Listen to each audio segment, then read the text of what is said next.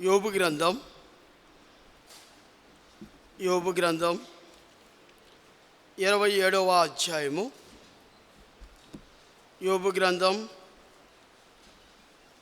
27వ అధ్యాయము, page number 439 page number పాత నిబంధన గ్రంథంలో 27వ అధ్యాయము 5వ వచనము అందరం కలిసి చదువుదాం. 5వ వచనము అందరం కలిసి చదువుదాము. మీరు చెప్పినది న్యాయమని నేనేమాత్రమును ఒప్పుకొనను. మరణం వరకు నేను ఎంత మాత్రమును యథార్థతను విడవను. మరణం వరకు నేనెంత మాత్రమును యథార్థతను విడువను. ప్రార్థన చేసుకుందాం. ప్రభు సహాయం కోసం ప్రార్థన చేసుకుందాం. ప్రేమ కలిగిన తండ్రి,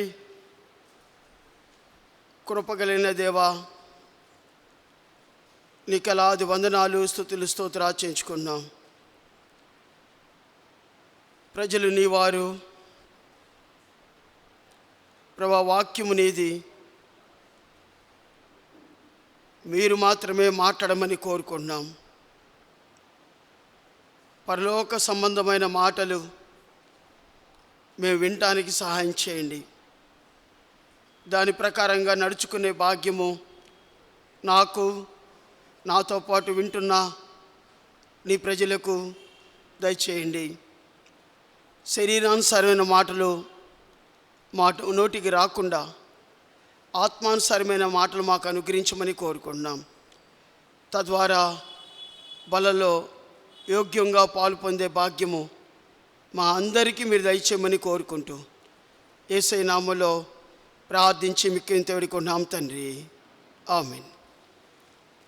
యోబు గ్రంథంలో యోబు మాట్లాడుతున్నాడు. మరణం వరకు, నేను చనిపోయేంత వరకు నేనెంత మాత్రమును యథార్థతను విడువను. యోబు యొక్క జీవితాన్ని చూడండి, ఎలాంటి డెసిషన్ తీసుకున్నాడు. యోబు యొక్క జీవితంలో తను అంటున్నాడు, నేను మరణించేంత వరకు కూడా యథార్థతను విడువను. మీరు గమనించండి, యోబు యథార్థతను విడువను అంటానికి కారణము, తన జీవితంలో యథార్థంగా జీవించాడా? యథార్థంగా జీవించినట్టుగా యోబు గ్రంథంలో ఉన్నాయా? యోబు గ్రంథాన్ని గురించి 2 నిమిషాలు చెప్తాను మీకు. బైబిల్లో 66 పుస్తకాల్లో మొట్టమొదటి రాయబడిన గ్రంథం ఏంటంటే యోబు గ్రంథం. ఈ యోబు అబ్రహాము కంటే ముందు ఉన్నాడని బైబిల్ గ్రంథకర్తలు చెబుతూ ఉంటారు. యోబు గ్రంథాన్ని కొంతమంది యోబే రాశాడని అంటారు కొంతమంది బైబిల్ గ్రంథకర్తలు. యోబు తన జీవితంలో తను తీసుకున్న డెసిషన్ చూడండి, మన జీవితాలకు ఎంతో పురుకొల్పుగా ఉంటుంది. మరణం వరకు నేనెంత మాత్రమును యథార్థతను విడువను. యథార్థతను మరణించేంత వరకు కూడా నా జీవితంలో యథార్థంగా ఉంటాను. మంచి డెసిషన్ తీసుకున్నాడు తన జీవితంలో. యోబు యొక్క ఎలాంటి వాడో మనం ఒకసారి చూద్దాం. చూడండి, యోబు ఎలాంటి వాడో. యోబు గ్రంథం 1వ అధ్యాయము 1వ వచనము. బూజు దేశం నందు యోబు అని ఒక మనిషి ఉండెను. అతడు యథార్థవంతుడు. యోబులో ఉన్న దేవుడిస్తున్న టెస్టిమనీ, యోబు యథార్థవంతుడు. అలా 3 సార్లు సాతానుతో దేవుడు చెబుతాడు. రండి, మొదలు చూసాము రెండో చూడండి, 8వ వచనము. అందుకు యెహోవా, నువ్వు నా సేవకుడైన యోబు సంగతి ఆలోచించితివా? అతడు యథార్థవంతుడు, న్యాయవంతుడై దేవుని యందు భయభక్తులు కలిగి చెడుతనమును విసర్జించిన వాడు. భూమి మీద అతని వంటి వాడెవడు లేడు. రెండోసారి దేవుడు ఇస్తున్న టెస్టిమనీ చూడండి, యథార్థవంతుడు. మూడోసారి యోబు గ్రంథం 2వ అధ్యాయము 3వ వచనము. అందుకు యెహోవా, నీవు నా సేవకుడైన యోబు సంగతి ఆలోచించితివా? అతడు యథార్థవంతుడు, న్యాయవంతుడై దేవుని యందు భయభక్తులు కలిగి చెడుతనమును విసర్జించిన వాడు. భూమి మీద అతని వంటి వాడెవడు లేడు. అంటే యోబు దేవుని దగ్గర నుంచి ఇస్తున్న అద్భుతమైన టెస్టిమనీ ఏంటంటే యోబు యథార్థవంతుడు. ప్రసంగి గ్రంథం 7వ అధ్యాయము. ప్రసంగి గ్రంథం 7వ అధ్యాయము. దేవుడు మనల్ని ఎలా సృష్టించాడు? ప్రసంగి గ్రంథం 7వ అధ్యాయంలోకి వెళ్దాం. 7వ అధ్యాయంలో 29వ వచనము. ఇది ఒకటి మాత్రమే నేను కనుగొంటిని, ఏమనగా దేవుడు నరులను యథార్థవంతులుగా పుట్టించెను. దేవుడు నిన్ను నన్ను ఎలా పుట్టించాడు? యథార్థవంతులుగా పుట్టించాడు. అయితే భూమి మీద యోబు అనే ఒక వ్యక్తి ఉన్నాడు. ఆ వ్యక్తి దేవుని యొక్క చిత్తానుసారంగా జీవించాడు. దేవుడు ఎలా సృష్టించాడో అలా యోబు బ్రతకటానికి ఇష్టపడ్డాడు. వాట్ అబౌట్ యూ అండ్ మీ? నేను ఎలా జీవిస్తున్నాను? నువ్వెలా జీవిస్తున్నావు? దేవుడు నరులను యథార్థవంతులుగా పుట్టించాడు. యోబు యథార్థంగా జీవించాడు. పుట్టించిన దేవుడు ఎలా ఉన్నాడు? కీర్తన గ్రంథం కీర్తన 18. పుట్టించిన దేవుడు ఎలా ఉన్నాడు? కీర్తన గ్రంథం 18, 18వ కీర్తన 30వ వచనము. దేవుడు యథార్థవంతుడు. దేవుడు యథార్థవంతుడైతే మానవులని యథార్థవంతులుగా పుట్టించాడు. యథార్థవంతులుగా పుట్టించినప్పుడు యోబు ఎలా జీవించాడు తెలుసా? యథార్థవంతుడిగా జీవించాడు. ఆ యథార్థత ఎంతవరకు కాపాడుకున్నాయంటే మరణము వరకు నేను యథార్థతను విడువను. నిజంగా ఇతడు మరణం వరకు యథార్థతను విడవకుండా ఉన్నాడా? యోబు గ్రంథం ఏం చెబుతుంది? 7 అద్భుతమైన విషయాలను చూపిస్తుంది. నిజంగా యోబు మరణం వరకు ఎంత మాత్రమును యథార్థతను విడవకుండా ఉన్నదా? మనం చూస్తాం ఇక్కడ బైబిల్లో. 7 అద్భుతమైన లక్షణాలు యోబు గురించి మనం నేర్చుకుందాం. మొట్టమొదటి యొక్క లక్షణము చూడండి. యోబు గ్రంథం 2వ అధ్యాయము 9వ వచనము. 2వ అధ్యాయము 9వ వచనము. 8వ వచనం చదువుతున్నా. అతని ఒళ్ళు గోగుకొనుటకై చిల్ల పెంకెలు తీసుకొని బూడిదలో కూర్చుండగా అతని భార్య వచ్చి, నువ్వింకను యథార్థతను వదలకుందువా? దేవుణ్ణి దూషించి మరణము కమ్మెనను. యోబు యథార్థంగా జీవించేటప్పుడు అతను ఎందుకు యథార్థంగా జీవిస్తున్నాడో, నువ్వు అతని చుట్టూ కంచి ఉంచావు కదా అని సాతాను అంది. సరే, నీ కంచిని తీసివేస్తాను, అతని ప్రాణం మీద మాత్రం నీకు అధికారం ఇవ్వను. నువ్వేమన్నా చెయ్యి, తన ప్రాణాన్ని మీదుగా అధికారం నీకు లేదు. సో ఒక్క దినములోనే తన కుమారులు చనిపోయారు. ఒక్క దినములోనే తూర్పు దిక్కుకి గొప్పవాడైన యోబు ఆస్తి మొత్తం కోల్పోయాడు. అతను అంటున్నాడు, నేను ఈ లోకంలో వచ్చాను. ఎలా వచ్చాను తెలుసా? దిగంబరుడుగా వచ్చాను, తిరిగి నేను దిగంబరుడుగా వెళ్ళేదను. యెహోవా ఇచ్చెను, యెహోవా తీసుకొనెను. తర్వాత సాతానుడు మొత్తాడు. ఆస్తి మొత్తం పోయింది, పిల్లలు చచ్చిపోయారు, తన ఆస్తి మొత్తం పోయింది, ఒంటెలు పశువులు మొత్తం చనిపోయినాయి, తను తన భార్య మాత్రం మిగిలారు. సాతానుడు ఇంకా మొత్తాడు. ఒక చిల్ల పెంక తీసుకొని ఒంటి నిండా కురుపులు వస్తే ఆ చిల్లకి తట్టుకోలేక ఆ యొక్క చిల్ల పెంకతో కీక్కుంటున్నాడు. భయంకరమైన పరిస్థితుల్లో కూర్చుని ఉన్నాడు. ఈలోపు తన భార్య వచ్చింది. వచ్చి, ఇంకను యథార్థతను వదలకుందువా, దేవుణ్ణి దూషించి మరణముఖమన్నాం. ఇంకను యథార్థతను వదలకుందువా అనే మాట ఎవరన్నారు తెలుసా? తన భార్య. ఇండైరెక్ట్గా తన భార్య ఏం చెబుతుంది తెలుసా? నా భర్త యథార్థవంతుడు, నా భర్తలో నేను ఏం చూశానో తెలుసా? దేవుని యొక్క యథార్థతను నా భర్తలో నేను చూశాను. నా భార్యలో నేను ఏం చూశానో తెలుసా? దేవుని యొక్క యథార్థతను చూశాను నేను. యోబుతో తన భార్య వచ్చి అంటుంది, ఇంకనో నీ యథార్థతను వదలకుందువా? ఇంత పాడు చేశాడు కదా దేవుడు, నీ జీవితాన్ని నాశనం చేశాడు కదా. ఆలోచించండి. ఇంకో మాట అంటున్నాడు, దూషించి మనము కమ్మాను. అందుకతడు మూర్ఖురాలు మాట్లాడినట్లు నువ్వు మాట్లాడుచున్నావు.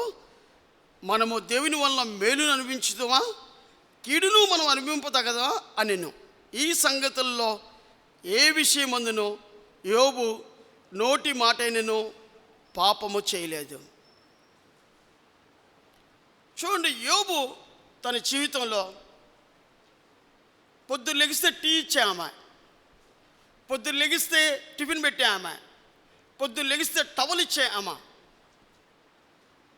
తన భర్తలో కనుగొన్నది యథార్థత. నీ జీవితంలో నీ భర్త నీలో ఉన్న యథార్థతను చూశాడు ఎప్పుడైనా?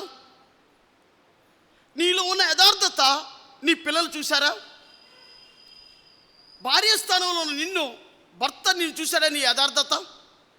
భర్త స్థానంలో ఉన్న నీవు, నీ భార్య నీ గురించి టెస్టుమని ఇవ్వగలుగుతుందా? నా భర్త యథార్థవంతుడు, నా భార్య యథార్థవంతురాలు. చూడండి, తన భార్య ఇస్తున్న టెస్టుమని, ఇంకను యథార్థతను వదలకుందువా అంటే తిట్టినట్టు తిడుతుంది, తనలో ఉన్న యథార్థతను చూపిస్తుంది. నా భర్త ఎలాంటి వాడంటే యథార్థవంతుడు. భార్య ఇస్తున్న టెస్టుమని అది. మనం దేవుని బిడ్డలుగా మనం ఉన్నప్పుడు మన బిడ్డల ఎదుట, మన కుటుంబంలో యథార్థంగా జీవిస్తున్నావా? యథార్థమైన నడత నీలో ఉందా?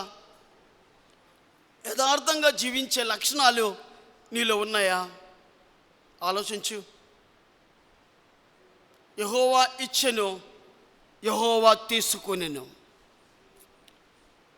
తన జీవితంలో, యోబు యొక్క జీవితంలో, తన ఆస్తి ఉన్నప్పుడు ఎలా అయితే యథార్థమైన జీవితాన్ని జీవించాడో, సమస్తాన్ని కోల్పోయిన తర్వాత కూడా తన యథార్థతను వదిలిపెట్టలేదు.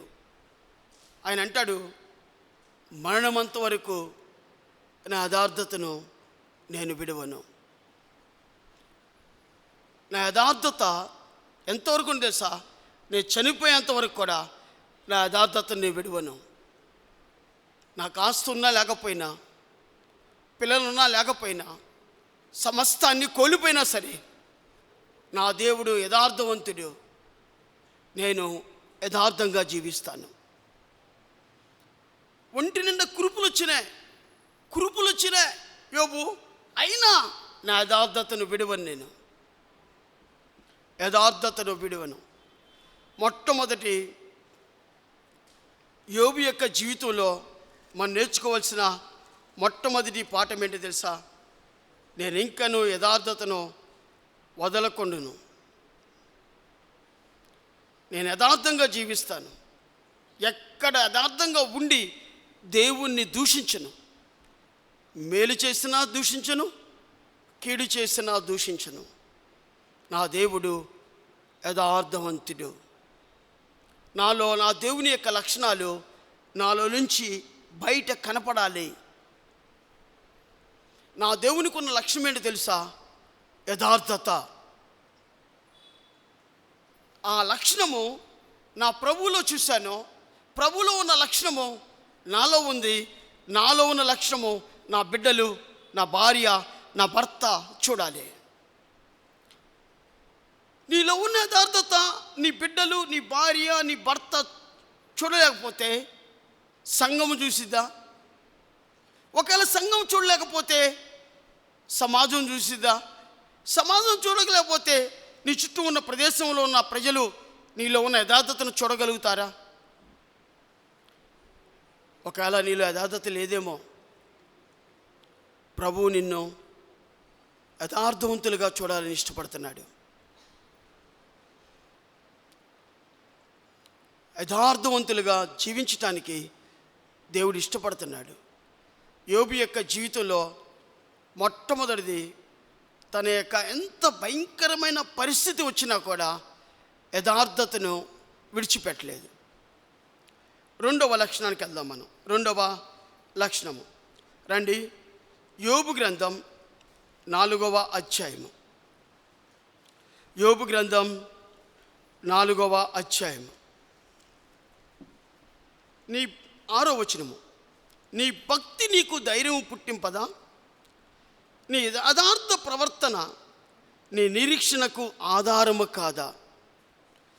రెండవ అద్భుతమైన విషయం ఏంటంటే, యోబు యొక్క జీవితంలో తన స్నేహితులు ఇస్తున్న టెస్ట్ మనీ. మొట్టమొదటిది తన భార్య ఇస్తున్న టెస్ట్ మనీ, నా భర్త యథార్థవంతుడు. రెండవది స్నేహితులు వచ్చారు. స్నేహితులు యోబుని ఓదార్చడానికి వచ్చారు. యోబే తన స్నేహితులను ఓదార్స్తున్నాడు. స్నేహితులేమో యోబుని ఓదార్చడానికి వచ్చారు. యోబు తన స్నేహితులను ఓదార్స్తున్నాడు. తన స్నేహితుడు అన్నాడు, నీ భక్తి నీకు ధైర్యం పుట్టింపదా? నీ యథార్థ ప్రవర్తన నీ నిరీక్షణకు ఆధారము కాదా? రెండవ అద్భుతమైన లక్షణము, తన ఫ్రెండ్స్ చూసిన అద్భుతమైన లక్షణం ఏంటంటే, యోబు యొక్క జీవితంలో తన స్నేహితులు చూసిన అద్భుతమైన లక్షణం ఏంటంటే యథార్థమైన ప్రవర్తన. తన చూపుల్లో యథార్థత ఉంది, తన నడకలో యథార్థత ఉంది, తన మాటల్లో యథార్థత ఉంది. యథార్థమైన ప్రవర్తన. యథార్థమైన ప్రవర్తన ఎక్కడుంది? తన జీవితంలో ఉంది. మొట్టమొదటి యోబు యథార్థమైన ప్రవర్తన ఎక్కడున్నాడు? రండి, యోబు గ్రంథం 13వ అధ్యాయము. యోబు గ్రంథం 13వ అధ్యాయము. యోబు గ్రంథం 13వ అధ్యాయము 15వ వచనము. 15వ వచనము. ఇదిగో ఆయన నన్ను చంపినను నేను ఆయన కొరకు కనిపెట్టుచున్నాను. ఆయన సన్నిధిని నా ప్రవర్తన న్యాయమని. చూసారా? మీరందరూ చదివారు ఆ మాటని? నేను చదువుతా చూడండి. ఇదిగో ఆయన నన్ను చంపినను, ప్రభు ఒకవేళ నన్ను చంపినను, నేను ఆయన కొరకు కనిపెట్టుకొనుచున్నాను. ఆయన సన్నిధిని నా ప్రవర్తన న్యాయమని రుజువు పరుతును. ఆయన ఎక్కడ తన ప్రవర్తన ఉందో తెలుసా? దేవుని సన్నిధిలో యథార్థమైన ప్రవర్తన జీవించాడు. దేవుని సన్నిధిలో యథార్థమైన ప్రవర్తన. రెండవ అద్భుతమైన లక్షణము యథార్థమైన ప్రవర్తన. ఎక్కడ తెలుసా? దేవుని సన్నిధిలో యథార్థమైన ప్రవర్తన. ఇతరులతో మాట్లాడేటప్పుడు ఎక్కిలి వేషాలు వేయలేదు, ఎక్కిలి నవ్వు నవ్వలాది. అబద్ధాలు మాట్లాడలేదు. నాలో నా హృదయంలో నా దేవుడు ఉన్నాడు. యథార్థమైన ప్రవర్తన దేవుని సన్నిధిలో ప్రవర్తించాడు. నిజంగా అతని దేవుని సన్నిధిలో ప్రవర్తించాడా? చూడండి, యోబు గ్రంథం 31వ అధ్యాయం.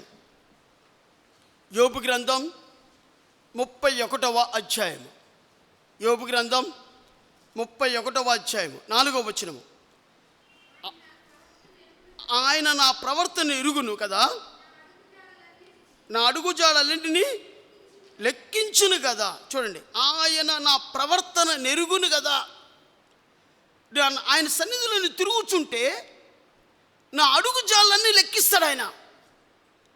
How to behaviour in the presence of God, how to talk to others in the presence of God. ఎలా ఉన్నాడు ఇతను? ఎలా మాట్లాడుతున్నాడు? పెద్దలకి గౌరవిస్తున్నాడా? తోటి విశ్వాసులు గౌరవంగా మాట్లాడుతున్నాడా? అహంకారంగా మాట్లాడుతున్నాడా? ఇతరులకు బాధ కలిగేటి మాట్లాడుతున్నాడా? దేవుడు గమనించాయంట యోబుని. ఆయన నా ప్రవర్తన ఎరుగును కదా, నా అడుగుజాలన్నీ లెక్కించును కదా. ఆయన అడుగుజాళ్ళన్నీ లెక్కించును కదా. అందుకనే చూడండి, ఆయన ఒక మాట అంటాడు, 6వ వచనము. నేను యథార్థునై ఉన్నానని దేవుడు తెలుసుకున్నట్లు న్యాయమైన త్రాసులో, చూసారా, ఒక పక్కన ఒక త్రాసు అంటే త్రాసులో ఓ పక్క నన్ను కూర్చోబెట్టి చూస్తే నేను న్యాయంగా తూగుతాను. త్రాసులను కూర్చొని పెడితే ఓ పక్కన యథార్థత పెట్టి ఓ పక్క నన్ను కూర్చోబెడితే న్యాయంగా యథార్థంగా తూగుతాను నేను. అది యథార్థమైన ప్రవర్తన. న్యాయమైన త్రాసులో ఆయన నన్ను తూచునుగాక. నేను త్రోవ విడిచి నడిచిన ఎడల, నా మనసు నా కన్నులు అనుసరించి సంచరించిన ఎడల, మాలిన్యమైన నా చేతులకు తగిలిన ఎడల. చూడండి, అన్నీ పరీక్షించుకున్నాడు. న్యాయమైన త్రాసులో ఆయన నన్ను తూచునుగాక. ఒకవేళ తూస్తే కరెక్ట్గా తూగుతా నేను. కారణం ఏంటి తెలుసా? యథార్థమైన ప్రవర్తన. మొదటిది, తన భార్య ఇస్తున్న టెస్టిమనీ నా యథార్థత. రెండవ అద్భుతమైన యోబులో మనం చూసేది యథార్థమైన ప్రవర్తన. మూడవ చూద్దాం మనం. చూడండి, యోబు గ్రంథం 6వ అధ్యాయము. యోబు గ్రంథం 6వ అధ్యాయము. యోబు గ్రంథం 6వ అధ్యాయము 25వ వచనం.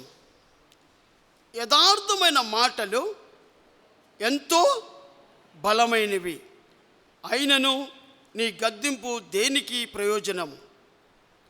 యథార్థమైన మాటలు ఎంతో బలమైనవి. యథార్థమైన మాటలు. యోబు యొక్క జీవితాన్ని మనం చూస్తున్నాం. ఆయన యథార్థవంతుడిగా జీవించాడా లేదా? దేవుడే సాక్ష్యం ఇచ్చాడు, యథార్థవంతుడు అని సాక్ష్యం ఇచ్చాడు. మొట్టమొదటిగా యథార్థంగా జీవిస్తూ దేవుణ్ణి ఎక్కడ దూషించలేదు యోబు. కష్టాల్లో, ఇబ్బందుల్లో, శారీరక రుగ్మతల్లో ఎక్కడా కూడా దేవుణ్ణి దూషించలేదు యోబు. రెండవది, యథార్థమైన ప్రవర్తన. దేవుని సన్నిధిలో యథార్థమైన ప్రవర్తన కలిగి ఉన్నాడు. యథార్థమైన దేవుని సన్నిధిలో ప్రవర్తన కలిగి ఉండి యథార్థంగా జీవించాడు. దేవుడు నన్ను చూస్తే ఓ పక్కన యథార్థత పెట్టి ఓ పక్క నన్ను కూర్చోబెడితే నేను సరిగ్గా తూగుతాను. యథార్థమైన ప్రవర్తన యోబు యొక్క జీవితంలో మనం చూస్తున్నాం. మూడవది, యథార్థమైన మాటలు. యథార్థమైన మాటలు ఎంతో బలాన్ని ఇస్తాయి. యథార్థమైన మాటలు ఎంతో బలాన్ని ఇస్తాయి. అంటే యోబు యొక్క నోరు ఎలాంటిది చెప్పండి? యథార్థమైనది. అందుకనే కీర్తన 5:9 మన నోరు ఎట్లా ఉండిద్దంట చూడండి ఒకసారి. కీర్తన 5వ కీర్తన 9వ వచనము. వారి నోట యథార్థత లేదు, వారి అంతరంగము నాశనకరమైన గుంట, వారి కంఠము తెరిచిన సమాధి, వారి నాలుగుతో ఇచ్చుకములాడుదురు. చాలండి. చూడండి, దావీదు పిల్లలు రోవి పట్టుకొని దేవుణ్ణి స్తుతిస్తున్నాడు. ప్రభువా, వారి నోట యథార్థత లేదు. ఈ లోకంలో ఉన్న ప్రజలకి యథార్థత లేదు. వారి అంతరంగము నాశనకరమైన గుంట, వారి కంఠము తెరిచిన సమాధి, వారి నాలుగుతో ఇచ్చకములాడుదురు. వారు వారి వారి వారి వారు అని వాడాడు. వారు అని మాట్లాడుతున్నాడు. ఇప్పుడు దావీదు ఎలాంటి వాడు చెప్పండి? యథార్థమైన నోరు కలిగిన వాడు. దేవుని యొక్క సన్నిధిలో వారి నోట యథార్థత లేదు, నా నోట యథార్థత ఉంది ప్రభువా. వారి అంతరంగము నాశనకరమైన గుంట, నా అంతరంగం అలాంటిది కాదు ప్రభువా. వారి కంఠము తెరిచిన సమాధి, వారి నోరులాగా నా నోరు లేదు ప్రభువా. నా నోరు యొక్క మాటలు ఎంతో బలమైనవి. అందుకని ఫ్రెండ్స్, యోబు యొక్క ఫ్రెండ్స్ అతని దగ్గరికి వచ్చినప్పుడు, యోబు మాట్లాడినప్పుడు వారికి ఎంతో బలాన్ని ఇచ్చినాయి అంట. వాళ్ళు ఓదార్చబడ్డారంట. యోబుని ఓదార్దామని వస్తే యోబు మాట్లాడిన మాటల ద్వారా వాళ్ళు ఓదార్చబడ్డారంట. ఆలోచించండి, యోబు యథార్థంగా మాట్లాడేవాడు. యథార్థమైన మాటలు ఎంతో బలాన్ని ఇస్తాయి, ఇతరులకి ఎంతో ప్రోత్సహిస్తాయి, ఇతరుల్ని కుంగిన వారిని లేవనెత్తాయి, కుంగిపోతున్న వారికి బలాన్ని ఇస్తాయి, ఎంతో స్వేదనిస్తాయి. నీ మాటలు యథార్థంగా ఉన్నాయా? యథార్థమైన మాటలు ఇతరుల్ని బ్రతికిస్తాయంట. నువ్వు బ్రతికించేవారిగా ఉన్నావా? నీ నోటి మాటల ద్వారా బాధపడేవారు ఎక్కువగా ఉన్నారా? ఆలోచించు. యోబు తన జీవితంలో మనం నేర్చుకోవాల్సిన అద్భుతమైన విషయం, 3 విషయాలు నేర్చుకున్నాం. యోబు ఏ విషయం ముందు దేవుని దూషించలేదు, యథార్థంగా జీవించాడు. కష్టాల్లో, ఇబ్బందుల్లో కూడా దేవుణ్ణి దూషించలేదు, తన యథార్థతను పోగొట్టుకోలేదు. యోబు యొక్క జీవితంలో రెండవ అద్భుతమైన విషయం చూసాం, యథార్థమైన ప్రవర్తన. న్యాయ త్రాసులో న్యాయంగా, ప్రభువా నన్ను త్రాసువి, నాలో యథార్థంగా నీ ఎదుట ఉన్నానా లేదా, నా చూపుల్లో కానీ, నా మాటల్లో కానీ, నా ప్రవర్తనలో కానీ నువ్వు త్రాసువి ప్రభువా, తూకవే, నేను న్యాయంగా తూగుతున్నా లేదా అని దేవుని సన్నిధిలో యథార్థమైన ప్రవర్తన కలిగిన వాడిగా ఉన్నాడు. 3వ అద్భుతమైన లక్షణము యోబు యొక్క జీవితంలో యథార్థమైన మాటలు. యథార్థమైన మాటలు ఇతరులకి బలాన్ని ఇచ్చినాయంట. యథార్థమైన మాటలు. నీ మాటలు ఎలా ఉన్నాయి? నీ చూపులు ఎలా ఉన్నాయి? దేవుడు ఉన్నాడని భయముతో మాట్లాడుతున్నావా? దేవుడు ఉన్నాడని చూపులతో ఉంటున్నావా? నీ ప్రవర్తన, దేవుడున్నాడు నా హృదయంలో, దేవుడు నివాసం చేస్తున్నాడు, నా చిన్ని హృదయంలో దేవుడున్నాడు, ఆయనకి భయపడాలి, నేను ఆయన ఎదుట యథార్థంగా జీవించాలి అని యథార్థంగా జీవిస్తున్నావా?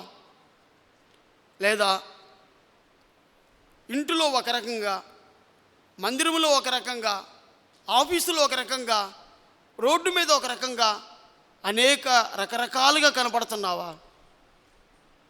యథార్థంగా జీవిస్తున్నావా? ఆలోచించు. యోబు యొక్క జీవితంలో 3 అద్భుతమైన విషయాలు మనం నేర్చుకున్నాం. తన యథార్థతను ఎక్కడ విడిచిపెట్టలేదు. బాధల్లో, ఇబ్బందుల్లో, కష్టాల్లో, ఉన్నత శిఖరాల్లో ఉన్నప్పుడు కూడా తన యథార్థతను విడిచిపెట్టలేదు. దేవుడే సాక్ష్యం ఇచ్చాడు, యోబు యథార్థవంతుడు. రెండవది, తన ప్రవర్తనలో యథార్థంగా జీవించాడు. మూడవది, తన నోటి మాటల ద్వారా యథార్థంగా జీవించాడు. నాలుగవది చూద్దాం. 4వ అద్భుతమైన విషయాన్ని చూద్దాం. చూడండి, యోబు గ్రంథం 4వ అధ్యాయము. యోబు గ్రంథం 4వ అధ్యాయము 6వ వచనము. నీ భక్తి నీకు ధైర్యము పుట్టింపదా? నీ యథార్థ ప్రవర్తన నీ నిరీక్షణకు ఆధారము కాదా? జ్ఞాపకము చేసుకునుము, నిరపరాధి అయిన ఒకడు ఎప్పుడైనా నశించినా యథార్థవంతులు ఎక్కడైనా నిర్మూలమైరా. భక్తి యోబు యొక్క జీవితంలో కనబడుతుంది. 4వ అద్భుతమైన లక్షణము. తన ఫ్రెండ్స్ గమనించారు. ఏమని గమనించారు తెలుసా? యోబులో భక్తి ఉంది. భక్తి. అక్కడ ఉన్నటువంటి ఎలీఫజ్ అన్నాడు తన ఫ్రెండ్, నీ భక్తి నీకు ధైర్యం పుట్టించదా? నీ భక్తి. యథార్థవంతులు ఎప్పుడైనా నిర్మూలమయ్యారా? నీ భక్తి నీకు ధైర్యం పుట్టించదా? భక్తి, నీ భక్తి ఎలా ఉంది? పొద్దున్నే లేచి క్వైటం చేసుకుంటున్నావా? పొద్దున్నే లేవగానే మొదటి స్థానాన్ని ప్రభువుకి ఇస్తున్నావా? ప్రార్థన చేసుకుంటున్నావా? బైబిల్ వాక్యం చదువుతున్నావా? నీ భక్తి ప్రభువు మెచ్చేదిగా ఉంటుందా? అయితే చూడండి, యథార్థమైన భక్తితో యోబు జీవించాడు. తన యొక్క భక్తి తను కుంగిపోయినప్పుడు కూడా ధైర్యంతో ఉన్నాడు. యెహోవా ఇచ్చెను, యెహోవా తీసుకొనెను. యథార్థవంతులు ఎక్కడైనా ఎప్పుడైనా నిర్మూలమయ్యారా? తన ఫ్రెండ్స్ మాట్లాడుతున్నారు. మొట్టమొదటిగా తన భార్య సాక్ష్యం ఇచ్చింది. రెండవదిగా తన ఫ్రెండ్స్ యోబు గురించి టెస్టిమోనీ ఇచ్చారు. యథార్థ ప్రవర్తన కలిగి ఉన్నావు, యథార్థమైన భక్తి కలిగి ఉన్నావు. ఆ భక్తి నీకు ధైర్యం పుట్టించదా? యథార్థవంతులు ఎప్పుడైనా నిర్మూలమైనారా? అందుకనే చూడండి, బైబిల్లో ఎఫెసీయులకు రాసిన పత్రిక, భక్తి అనగానే మన యొక్క 3వ వాగ్దానంలో కూడా మనం చూస్తాం. ఎఫెసీయులకు రాసిన పత్రిక 4వ అధ్యాయము 24వ వచనము. ఎఫెసీయులకు రాసిన పత్రిక 4వ అధ్యాయము 24వ వచనము. నీతియు యథార్థమైన భక్తి కలవారే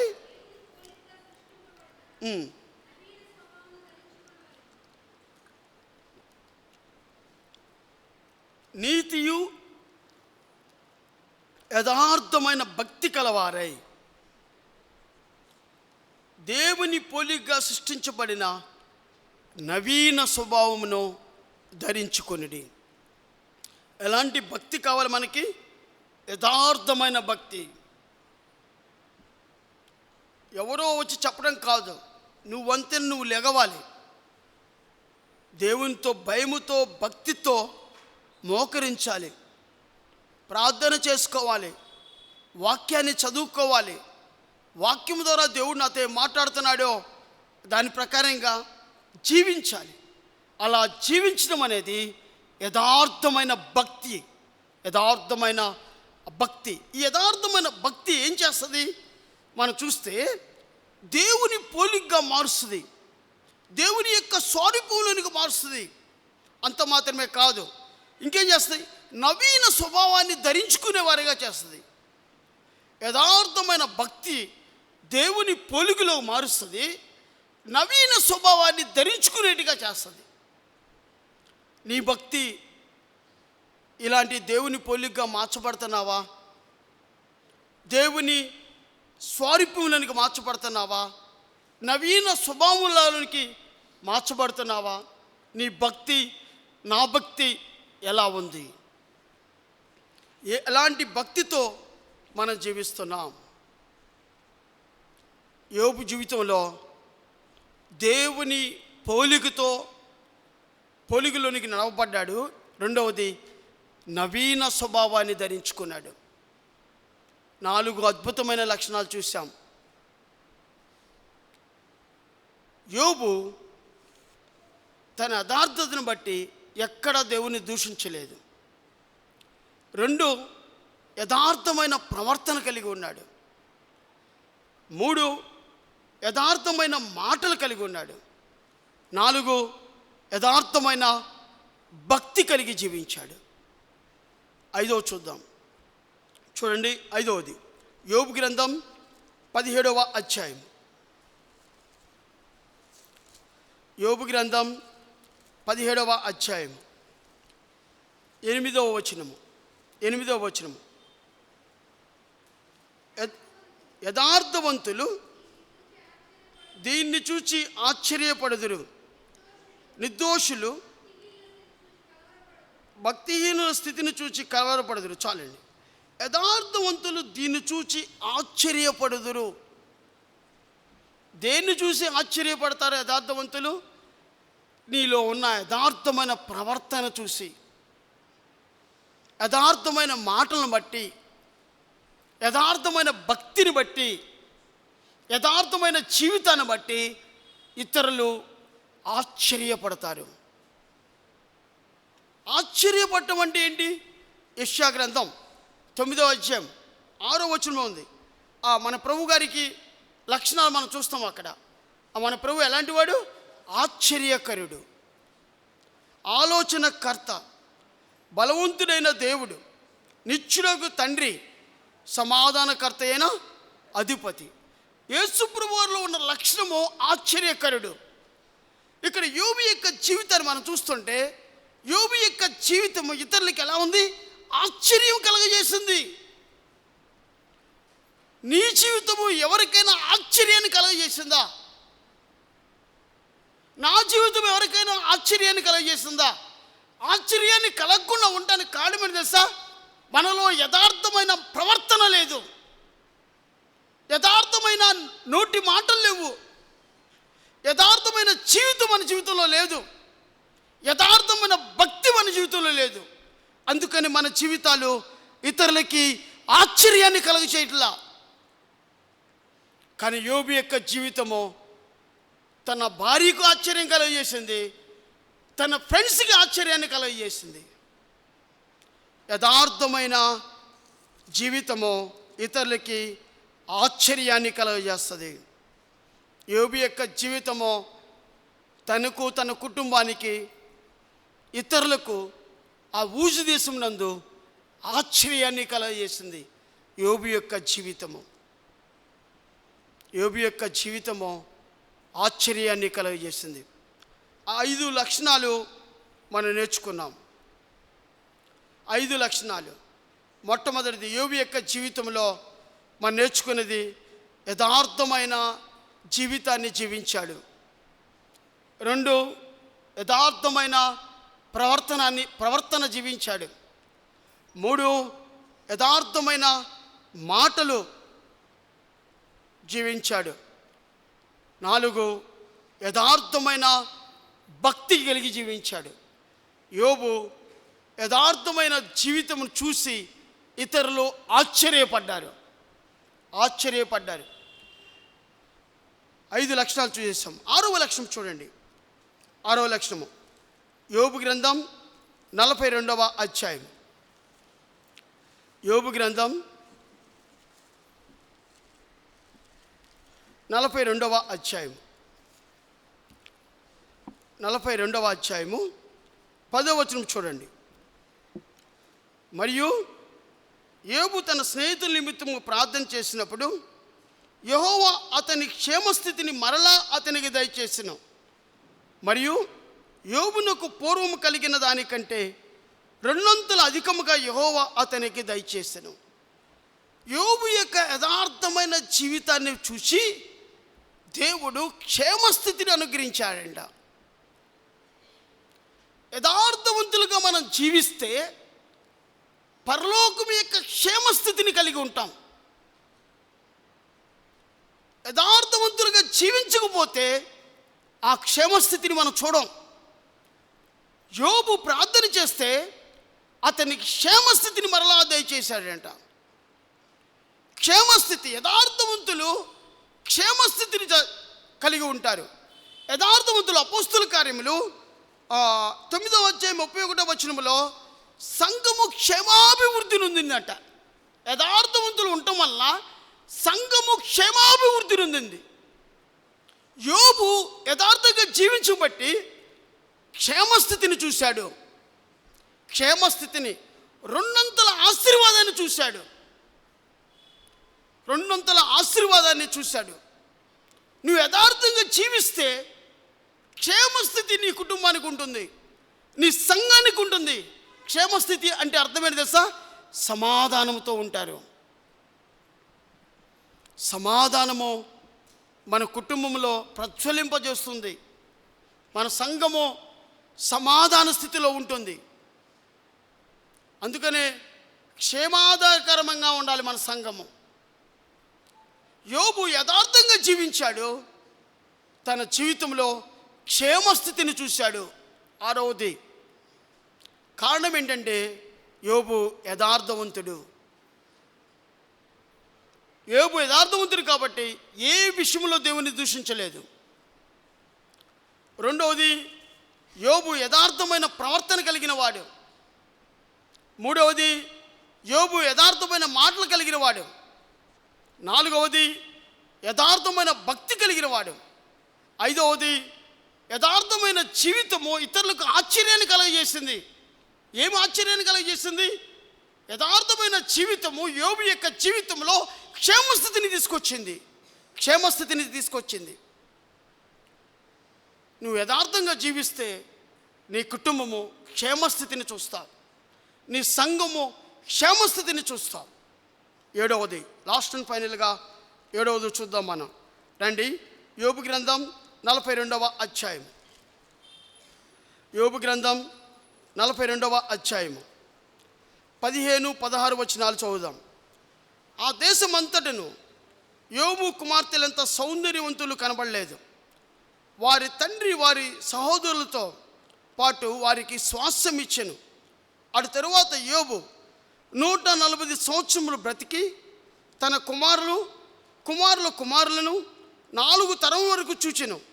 పిమ్మట యోబు కాలము నిండిన వృద్ధుడై మృతి పొందెను. 15వ వచనం మనం చూస్తాం. ఆ దేశమంతట యోబు కుమార్తెలంత సౌందర్యవంతులు కనబడలేదు. వారి తండ్రి వారి సహోదరులతో పాటు వారికి స్వాస్థ్యములిచ్చెను. యథార్థవంతులు స్వాస్థ్యాన్ని స్వీకరిస్తారు. యథార్థవంతులు తన స్వాస్థ్యాన్ని ఇతరులకు ఇస్తారు. మన ప్రభువు యథార్థవంతుడు కాబట్టి పరలోకం యొక్క స్వాస్థ్యం మనకిచ్చాడు. పరలోకం యొక్క స్వాస్థ్యం మనకిచ్చాడు. యోబు తన జీవితంలో చూడండి, వారి తండ్రితో వారి సహోదరులతో పాటు వారికి స్వాస్థ్యాన్ని కూడా అనుగ్రహించాయంట. మన తండ్రి అయిన ప్రభువైన యేసుక్రీస్తు వారు మనకేమిచ్చాడు?